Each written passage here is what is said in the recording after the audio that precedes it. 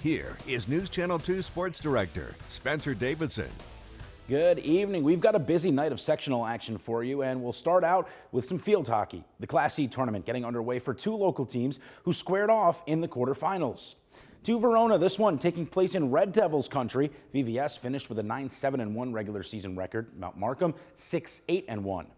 Little under 10 minutes to go in the opening period. Elias Sauquoit finds Carmela Garcia, and the junior puts VVS on the board. She finished the regular season with 15 of those, now adding to the total. In the second, with time winding down, Meredith Gerton seeks out who else but Garcia, who sweeps in another. Her second of the contest would be more than enough for the Red Devils today as they move on. Final score 3-0. VVS will now be at Canastota on Tuesday. Different sport, same class. The Class C quarterfinals began in girls soccer, and for that we had another all-local battle in a winner-go-home contest. At the home of the Indians, Sauquoit Valley, one of the best teams during the season. Blue Devils, Dolgeville, certainly with a tough task ahead. We picked this one up in the first half. Indians' Olivia Khalil with a shot towards goal, but that's just outside.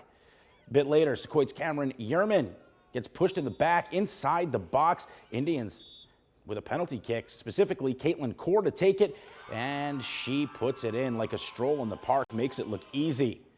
Dolgeville looking for a response. Allie Comstock boots in the corner kick, goes off the head of Reslam Fear and into the goal. Beautiful connection, has us all tied at 1.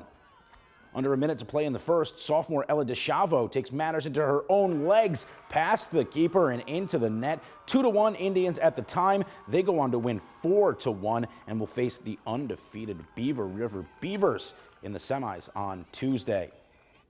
In Class A, over at Don Edick Field, the unbeaten and state-ranked #1 New Hartford Spartans get their quest for a state title repeat underway. They're the 2 seed in sectionals going up against 7 seed Watertown. Spartans flexing their offensive muscles starting midway through the first. Check out this tic-tac-toe play and that feed from Willa Pratt to Anna Rahill, who finishes. No way she was missing from there. NH on the board.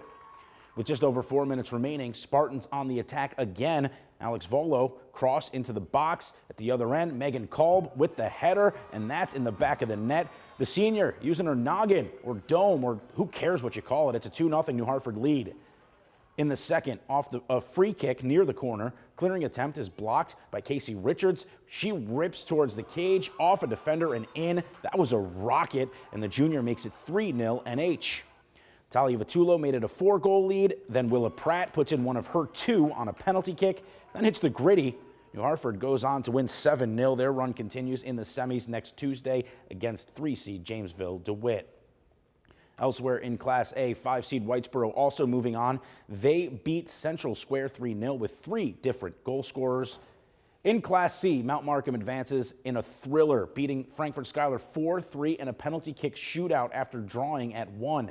Class D, Poland cruises by Belleville Henderson 5-0 with 5 different Tornadoes goal scorers. Boys side, after postponements last night, the Class D tournament got underway tonight. Top seed Poland blanks 8-seed Lafargeville 6-0. 5-seed Hamilton squeaks by 12-seed Bishop Ludden 3-2 with 3 different Emerald Knights goal scorers.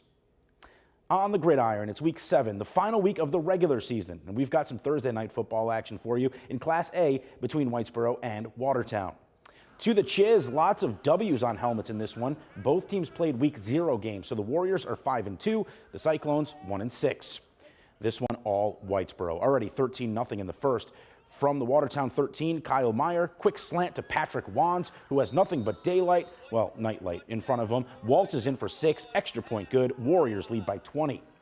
Still not done in the first. Whitesboro back in the red zone. This time, it's a handoff to Memphis Ferguson. Up the gut and trucks his way over the goal line. The sophomore looking like a freight train. Another point after, and it's 27-zip after 1. But Ferguson was just getting started. Less than 2 minutes into the second, he's under center now. Off the play action, he keeps it, parts the C, and he's gone. His last one was from 12 yards out. This one a 34-yard rush, and it's a 34-point lead for Whitesboro.